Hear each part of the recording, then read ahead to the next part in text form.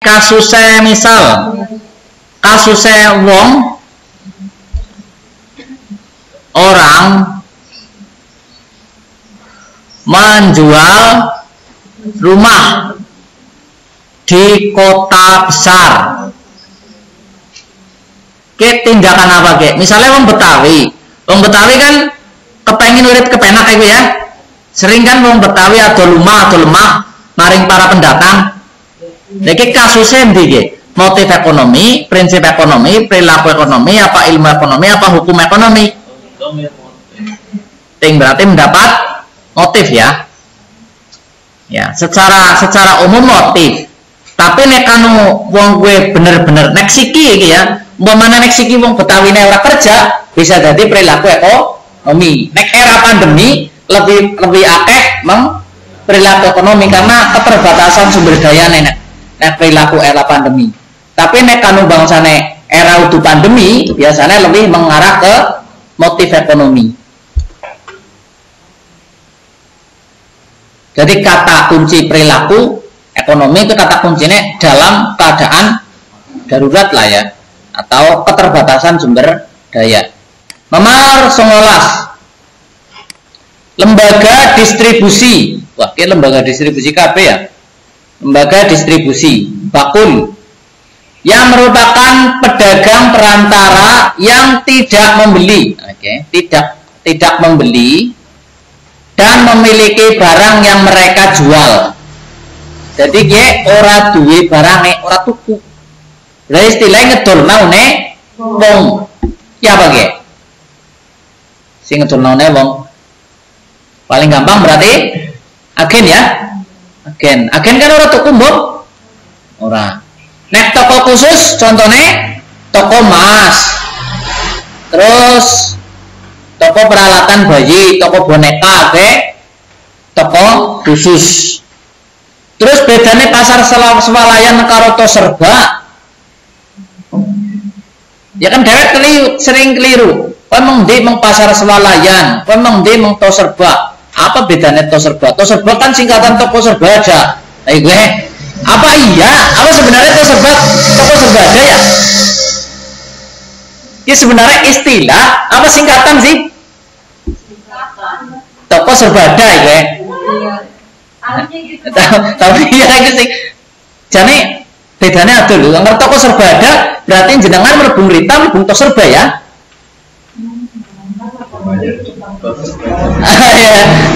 To serba jadi baru kayak Rita swalayan. To serbanya jadi baru kabeh. Masalah sing murah-murah itu ya. Pasar swalayan ki asline kayak gini. Anak kata swalayan. Jadi sing nang kono njuku dewek kuwi jenengane swalayan. Mbuh kue jadi baru, mbuh kue Rita, mbuh kue Alfa, PI. Kuwi swalayan dari kata swa. Nek to serba kan hubungan dari departemen store. Jadi setiap nang jerong toko, anak toko, ini maksudnya di departemen store. Contoh Ramayana Mall. Nang jerong toko Ramayana, nang kono anak toko HP, anak toko komputer. Jadi bedanya kayak gue. Nah, departemen store. Iya. Jadi istilahnya siki to serba ya udah toko serba ada. Masalah nang kadang-kadang orang-orang bakul sayur. Sing gelemana mana swalayan gelemana. Jadi di dalam toko ada toko ke departemen store. Digawe stand-stand. Ke perbedaannya. Mall gross iki apa? Neng mall seller. Mall seller, grosir. Grosir ki kur jukutkan perusahaan. Definisinya apa sih grosir sih? Pedagang perantara yang membeli barang untuk dijual kembali kepada pengusaha lain. Lah A, B, C dia jenengane pedagang eceran walaupun gede. Pasar swalayan kan termasuk pedagang eceran walaupun gede. Masalahnya nang kono menjual barang langsung dari produsen ke konsumen. Ciri pedagang eceran kan ya, menjual barang dari produsen ke konsumen langsung. Lawannya ya gue pedagang grosir karo agen, dia tidak menjual barang langsung ke konsumen. Toh serba kan tetap langsung ke konsumen kan? Konsumennya tekan ya Ramayana Mall atau Matahari Mall, nang kono kan tuku langsung. Jadi walaupun gede dikategorikan pedagang eceran. Lah kayak yang Kebumen sing gergo digawe kayak apa kayak? Toh serba apa departemen store?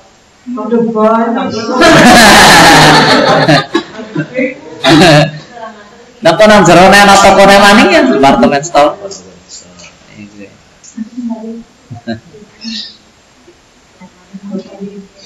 Nomor 20 ya. Seorang pegawai negeri sipil baru pangkat 3A memiliki keinginan untuk membeli modul. Oh, modul ya. Ya tukune ya modul lah masa. Kalau orang 3A agar tuku mobil jenengane cecak muntal cagak itu ya. Baru, namun ya, cecak muntal cagak. Belum memiliki uang yang cukup untuk membeli. Itu kira-kira apa? Utang itu ya, atau kredit itu ya. Nek gerek tuku, nek ora ada duit, itu berarti permintaan absolut, kurang menangan pro. Gue. Dalam prinsip ekonomi jane orang anak utang loh. Orang anak utang, orang anak kredit. Masalahnya anaknya mau permintaan absolut, permintaan potensial, permintaan efektif. Jadi ki orang anak. Ya berarti penyimpangan dari hukum ekonomi ya. Kenyataannya. Permintaan potensial.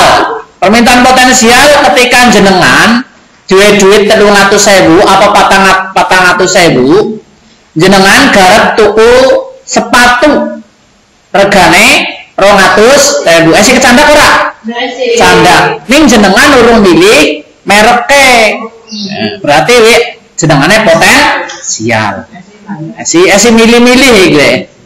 Nek permintaan efektif, nek jenengan wis cek dituku, gue jenengane permintaan efektif. Efektif dalam kasus dia mendapatkan barang. Itu maksudnya. Modul pira ya? Modul 4 atau modul 3 ya? Lalennya.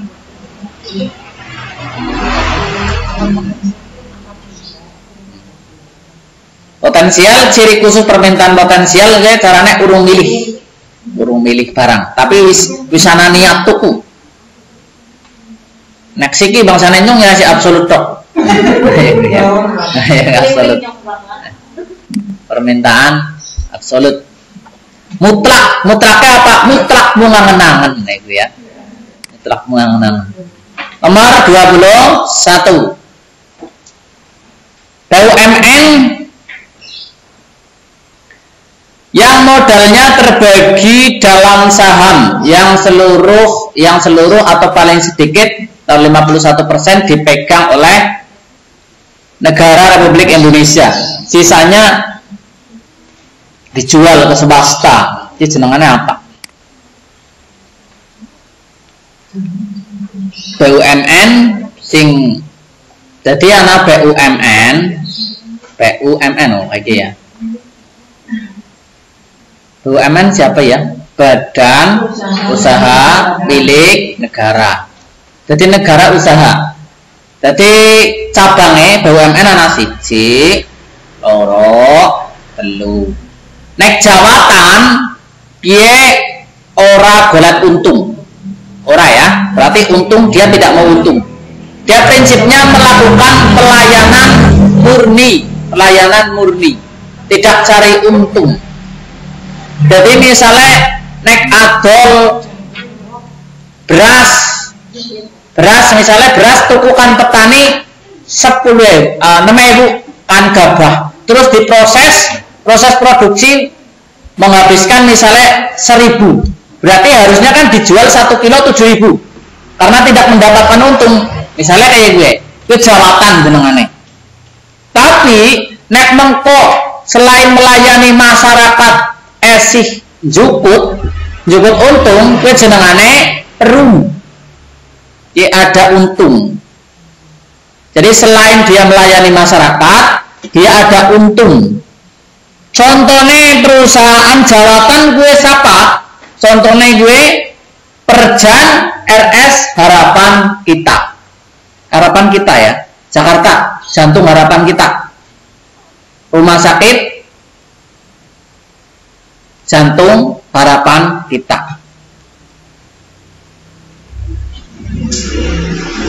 Ki Perjan, biasanya nek anu Perjan, anu perusahaan jawatan ki nang ngarepe ana tulisane Perjan ya gue. Perjan RS Harapan Kita. Nek sing bahasane kayak rumah sakit liyane kan ora ana tulisan Perjan ning ngarepe. Ya gue. Cipto Mangunkusumo ana ya? Perjan Cipto Mangunkusumo ana kalian. Mbiyen PT Pos Indonesia kae Perjan tapi siki mestine bangkrut mbok pusing.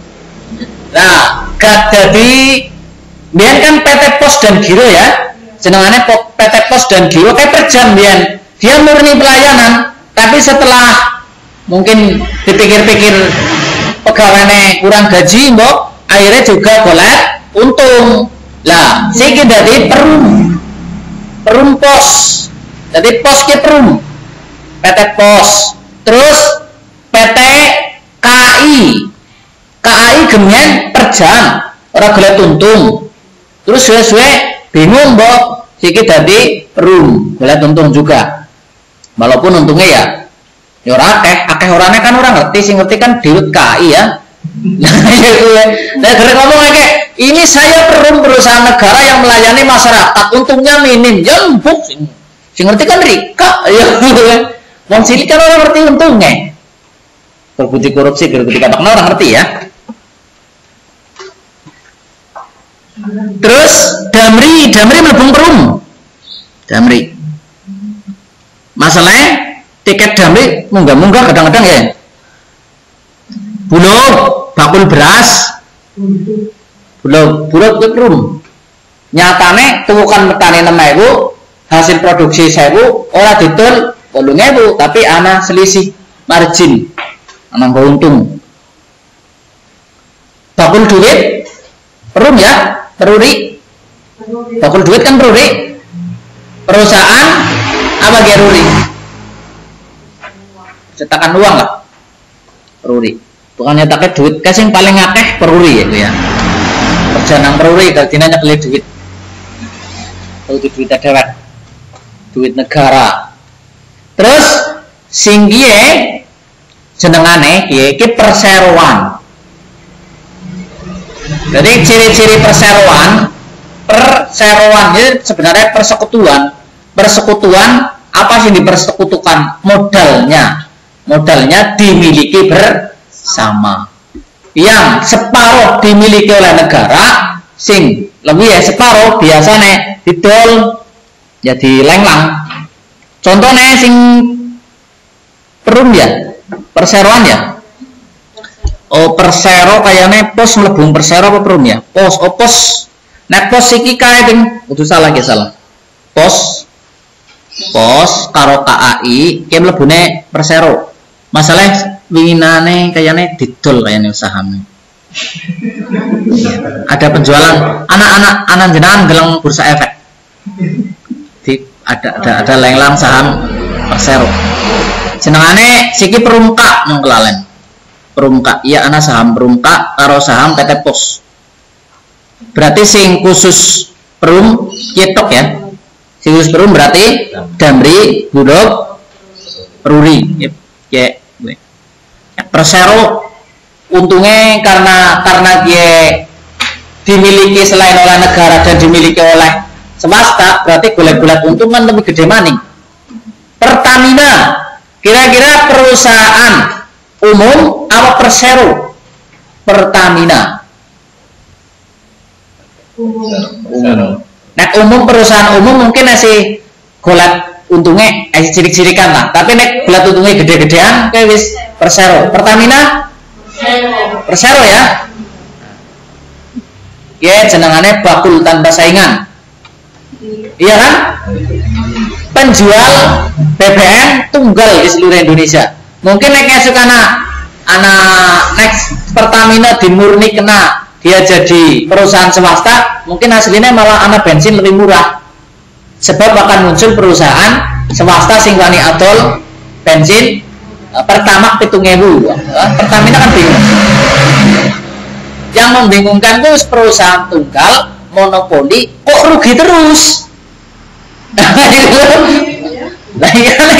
pertanyaannya kan sebenarnya begitu. Perusahaan tunggal yang dijual barang tunggal di seluruh Indonesia kok rugi terus. Ini orang paham. Sing bisa jelasnya di Rut Pertamina. Ya. Takon Ahok. Oh ditakoni jengkel itu ya. Takon jengkel langsung ditakoni itu ya. Firma. Ya, firma, anak firma CP. Intinya firma kayak kata kunci firma. Firma itu perusahaan umum, perusahaan swasta, tapi mengko ki wong sing duwe firma. Kiye utang atas nama firma. Lah mengko anggar ki wong ki pailit, kiye wong semene sebelum do kiye kon nyurutang kabeh. Ana bagi-bagi utang. Iku ya. Kuwi nak firma. Bahkan terkadang aset pribadi si pemilik firma dia akan ikut untuk nyicil nyurutang. Bisa dibeselah cara wong kene. Tapi nek PT beda maning. PT gue ada dua.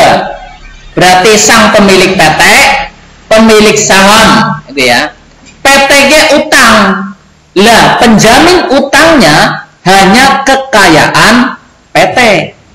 Jadi umpama pemilik PT gue sugih triliuner misalnya ya, triliuner, PT-nya duwe utang, ya ora bakal dibeselah. Masalahnya penjamin utang PT adalah kekayaan PT. Bedanya PT karo firma. Lah nang PT ya ora batira ora pemelu nyurutang ora, utang tunggal. Utang atas nama PT ya disurutangi nang PT. Gampangnya kayak gitu. PT dan firma. Mulanya firma ora patia keren itu ya. Jarang sih nganggo firma, permasalahane anggar wonge kena dipercaya kabeh, iya bener. Tapi anggar sing siji tukang utang ning orang ngomong, nah, ki nggo firma itu ya, firma sing di firma pinggir pasar itu ya. Lah firmane untuk firma pinggir pasar ya. Repot. Entah ngake ora keton.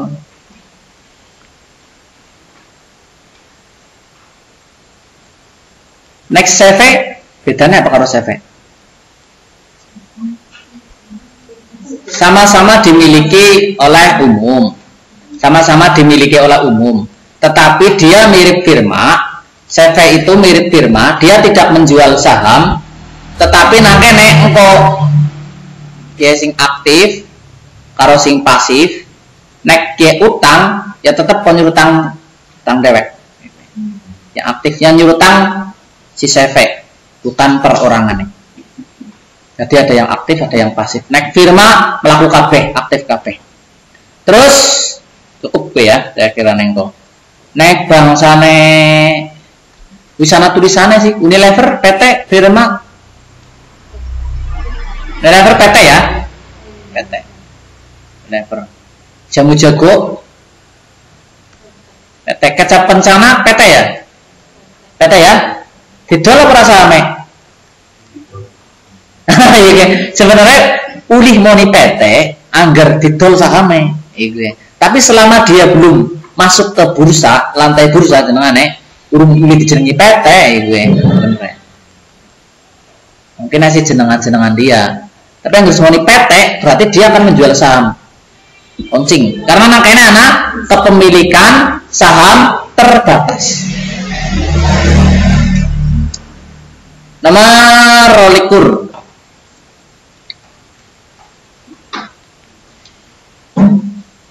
Jika transaksi negara dalam 1 tahun bernilai positif, berarti nilai ekspor melebihi impor, maka dapat disebut apa ge? Ki modul papat kayaknya lho, tekan modul papat tapi urung boleh maca. Jadi anak istilah neraca pembayaran. Anak istilah neraca lah. Neraca perdagangan. Neraca perdagangan gue jumlah transaksi dalam satu negara, baik transaksi masuk maupun transaksi keluar, dihitung selama 1 tahun. Transaksi masuk, contohnya apa? Transaksi masuk. Utang transaksi masuk apa transaksi keluar? Utang. Utang negara. Utang negara. Transaksi masuk apa transaksi keluar? Utang. Transaksi masuk kayak gue ya. Apa definisi masuk atau definisi keluar? Masuk negara, metu. Jadi makanya kan definisi kita modal positif, anak neraca modal ya. Tak tulis modal. Modal negara, modal madul negara Indonesia ya. Modal negara gue anak loro. Anak modal jangka panjang, anak modal jangka pendek. Nah, siki modal jangka panjang salah sijine utang. Utang negara ke modal jangka panjang. Nek golek ngutangi suwe kan jangkane 60 tahun ya. Sekitar men utangnya 1000 golek nyurutang 10.000 itu maksudnya. Nah iya, utang 10.000 men kok golek nyurutang 20.000 apa 10.000 kan main ya. Dia modal jangka panjang. Jadi selain itu ada FDI, Foreign Direct Investment. Angel teman bahasa nih. Apa gue? Foreign Direct Investment, gampangnya ya investor. Investor asing. Dia bisa mendirikan perusahaan. Jadi si foreign direct investment gue swasta, naik utang negara kan dari negara ke negara. Jenenge modal jangka panjang. Nah, modal jangka pendek apa ge? Contohnya bakulan negara ekspor. Ekspor ke sebenarnya masuk jangka pendek.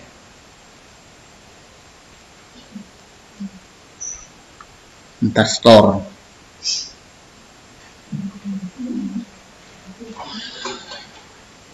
Lah cadangan devisa mlebu di cadangan devisa. Yang dimaksud neraca devisa. Ini neraca modal ya. Neraca modal niki membicarakan masalah modal negara.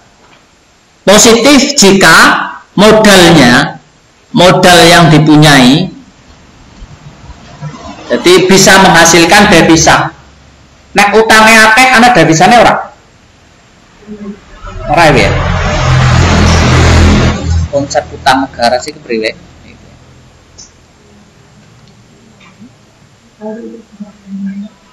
Niki jawabannya neraca perdagangan positif ya, karena ekspornya lebih banyak daripada impornya. Intinya devisa itu pendapatan negara. Nek ekspornya lebih akeh, gampangnya ya ekspornya lebih akeh kan impornya berarti negara untung, gampangnya gue. Cara wong bodone.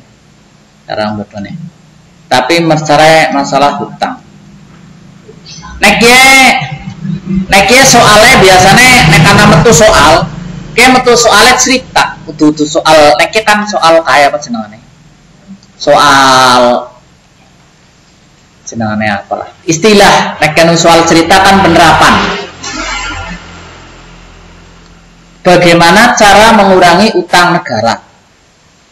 Kan soalnya Indonesia saat ini memiliki beberapa tanggungan utang negara yang hampir menembus sekitar 7.000 triliun, misalnya kayak gue, 7.000 triliun dolar. Bagaimana sikap Anda bagaimana cara menurut Anda menyelesaikan hutang negara tersebut?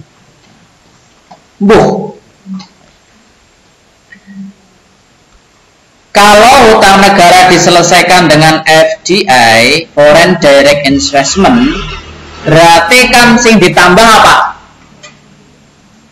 Foreign Direct Investment berarti yang ditambah adalah sumber daya alamnya. Sebenarnya investor asing kan ngeduk sumber daya, itu ya. Kira-kira sumber daya sing dikeduk didol nang Indonesia apa digawe menjaba? Gawe menjaba. Lah ketika sumber daya dibawa keluar, ibaratnya Indonesia kur dikeduki lemah itu, carane kaya wong cara angger kayak jenengane ngapa? Sawah dicukut lemah, go didol gawe genteng jenengane apa? Melungka ya, melungka apa tuh?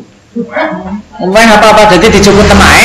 Berarti kan anak pirang-pirang tahun orang ditanduri ya? Iya kan? Nah, gue pada kayak itu prinsipnya.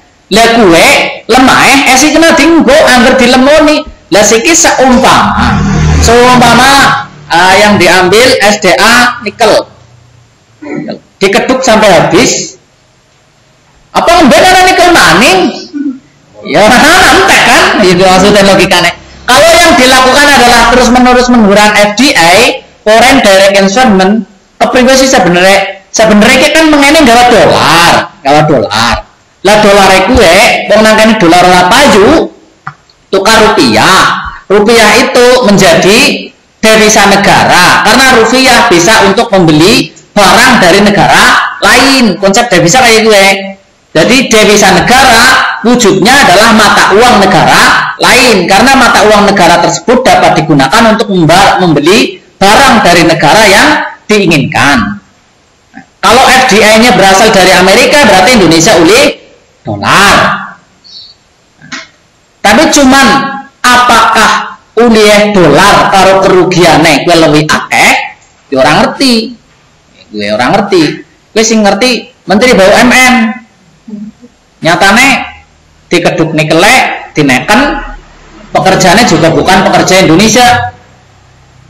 Berarti kan kuruli semending tok. Kuruli semending tok. Lah nek dikeduk terus entek. Nikel dibuang. Terus sumber daya alam liane pada baik. Jadi sing kepenak jane donganen kayak iki. FDI tapi aja diganti DDI. Jadi kayak konsep ke depan bukan jenengan mulang murid dan jenengan ke depan itu Indonesia harus menggunakan DDI, Domestic Direct Investment. Seluruh investor harus berasal dari negeri sendiri. Men duitnya ora dikeduk ya dimanfaatkan nikelnya diproses sampai selesai di Indonesia. Setelah itu keluar nikel produk jadi. Jangan keluar nikel berupa ore. Misalnya nikel.